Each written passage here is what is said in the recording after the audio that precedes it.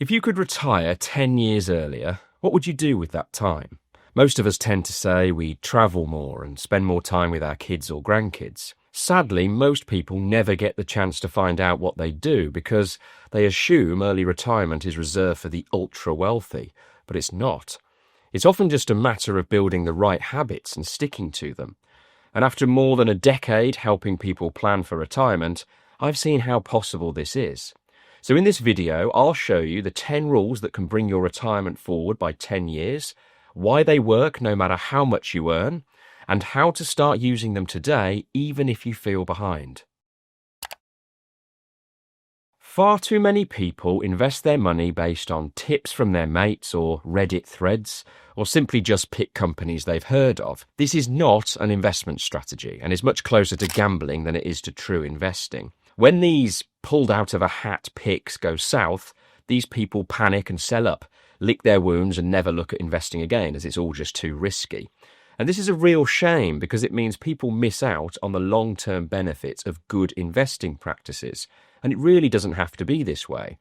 Your knowledge doesn't have to be at a detailed level. I'm not expecting you to sit there and analyse company balance sheets if that's not your bag. But you should have a level of understanding of what you're investing in and why. What is the thing you're investing in? How is it going to give you a return? How risky is it likely to be? Or in other words, what are the ups and downs likely to feel like? And how does this all align to what you're actually trying to achieve? Quick story here. Someone got in touch with me recently through this channel, asking me to take a look over their investment portfolio. It was fairly straightforward, but instantly showed a lack of truly understanding what they bought. The vast majority of their money was in an S&P 500 tracker-style investment, a fund designed to simply follow the performance of the largest 500 companies in the US. About 75% of their money was in here, but the remaining 25% was in a handful of individual company stocks that they picked just because, well, they'd heard of them, frankly. There were 5 companies that they picked: Nvidia, Microsoft, Apple, Tesla, and Netflix. What all these companies have in common is that they're all in the S&P 500, so he was already invested in them through the rest of his portfolio. And all this exercise of using 25% of his portfolio for a bit of stock picking had done was tilt his exposure even more towards these specific companies, which, when I asked if this was a conscious investment decision, it was clear it was not, and it was more down to not really knowing what he was buying and why. By the way, before we move on to the next rule, we've put together a free guide called Retirement Questions You Must Answer to Retire Happy. It's the same checklist we use with clients to figure out if they're truly ready to stop working, and it's completely free. You can download it using the link below or by scanning the QR code on screen. We all want the best returns for our money, but risk and return come hand in hand. There's simply no way around this. If you want higher returns, you have to take higher risks. And what this means in practice is that you will have higher volatility, or in other words, the ups and downs will be much more exaggerated. Instead of an investment journey that looks like this, fairly consistent and trending upwards, at the higher end of the risk spectrum, you get a journey that looks more like this. Yes, there's more in the pot at the end, but boy, was it an interesting ride to get there. This is what we mean when we talk about volatility. The best portfolio of investments is the one you can stay in your seat for in the long term, through both the good times and the bad.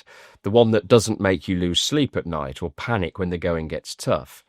If a middle-of-the-road type portfolio is likely to get you to where you want to go, and you're more comfortable with this level of risk, this is a far better outcome for you than a high-growth, high-risk portfolio that fills you with dread that you simply don't need in your life.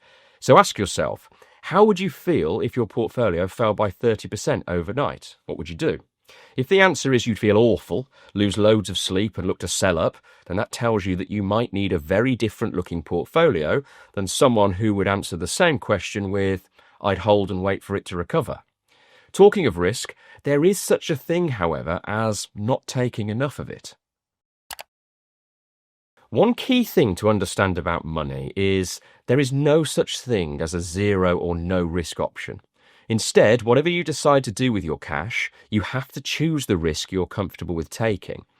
The question is, why don't we all just keep our cash in the bank and collect the interest along the way, avoiding all the ups and downs and risks involved with investing?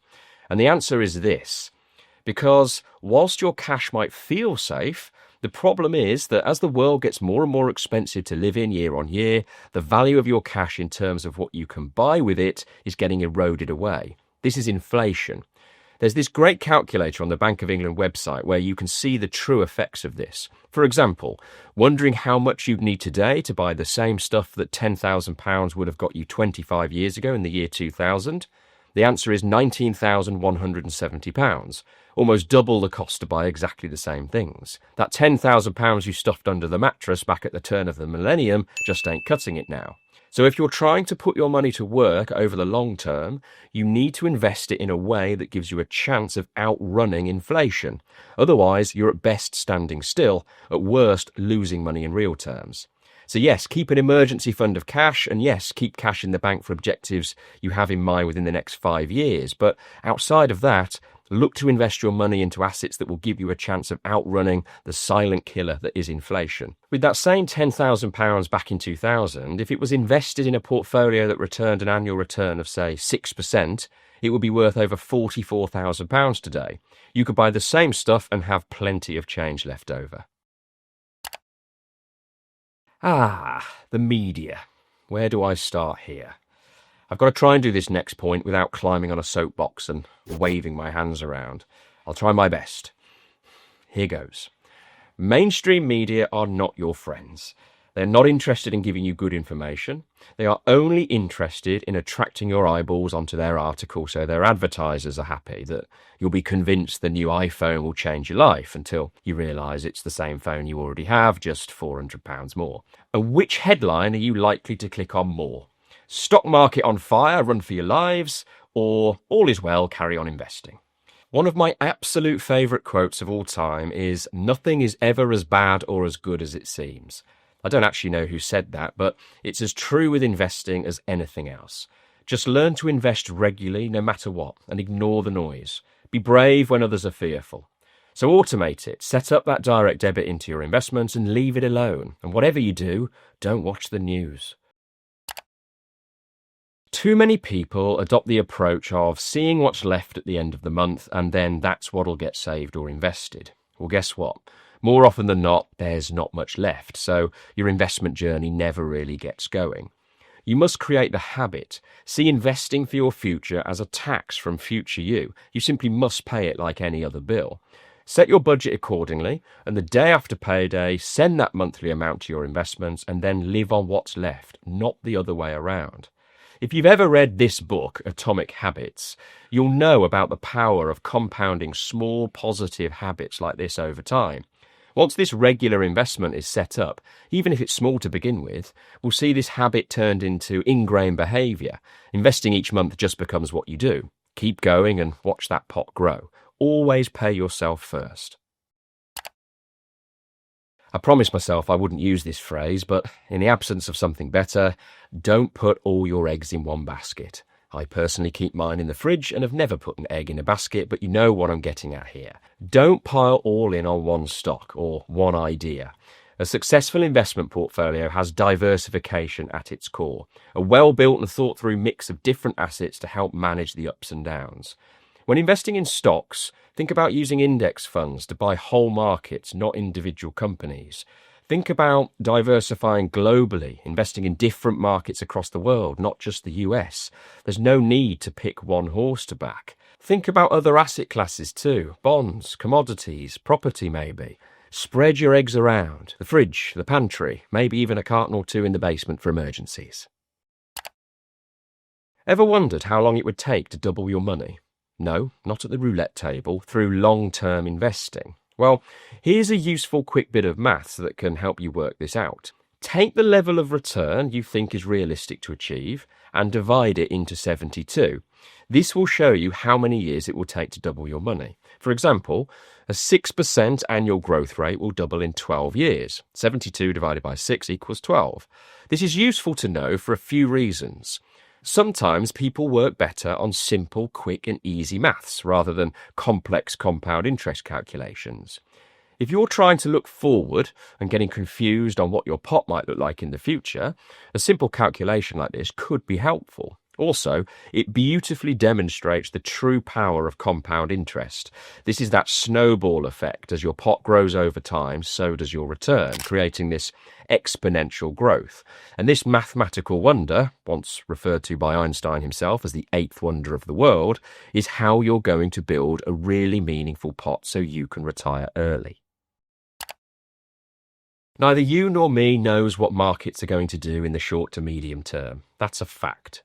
So trying to chop and change, buy and sell, get in at the right time, get out at the right time is honestly not worth the effort. In fact, I'd go one further than that and say it's almost certainly going to be seriously detrimental to you trying to grow your investments. Here's why. JP Morgan did a study that found that from January 2004 to December 2023, staying fully invested in the S&P 500 produced an annual return of around 9.8%.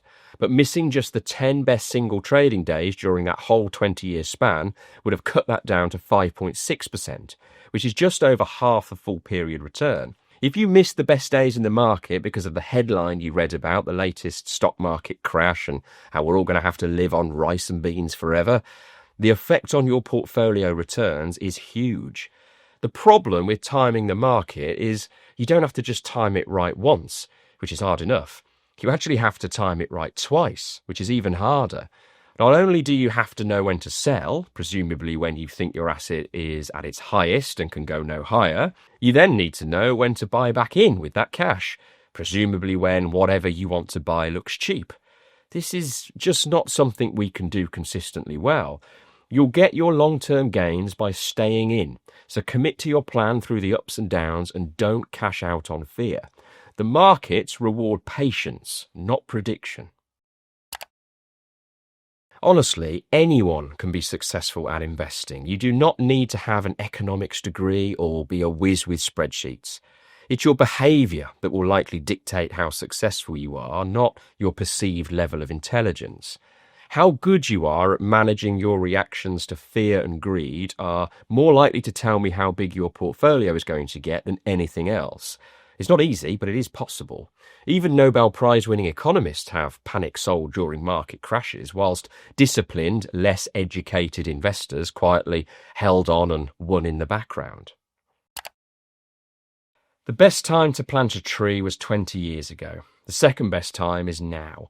This video is a call to action, to start investing now. Don't think you'll start later when you've got more money. Start now with whatever you can. We've discussed compound interest already in this video, and there's no better example than this. If you started investing £200 a month from the age of 25 with a 6% annual return, by the time that you're 60, so 35 years later, that £85,000 that you would have put in would now be worth around £286,000. If you waited 10 years and didn't start investing until you were 35, and you put away the same £200 a month, your pot would only be worth £139,000 when you're 60. That's a difference in outcomes of a whopping £147,000. Or another way of thinking about it is this. You've invested for 30% less time, but ended up with over 50% worse result. And if you're wondering, am I actually on track for retirement, and you're interested in working with me as a financial planner, you can find out more about booking a call with me using the link below. So now you know the 10 rules that can shave years off your retirement timeline. Wherever you're at in your investing life, adopting the lessons in these rules and habits will see you on a path to financial freedom. But the next big question is, once you know the habits, how do you actually avoid becoming one of those people who look back with regrets? Should you keep saving blindly, hope your pension is enough, or finally put a real plan in place? Each path leads somewhere different, and choosing wrongly could keep you working years longer than you need to. So watch this next video where I'll show you how I found a way to retire earlier, richer, and happier.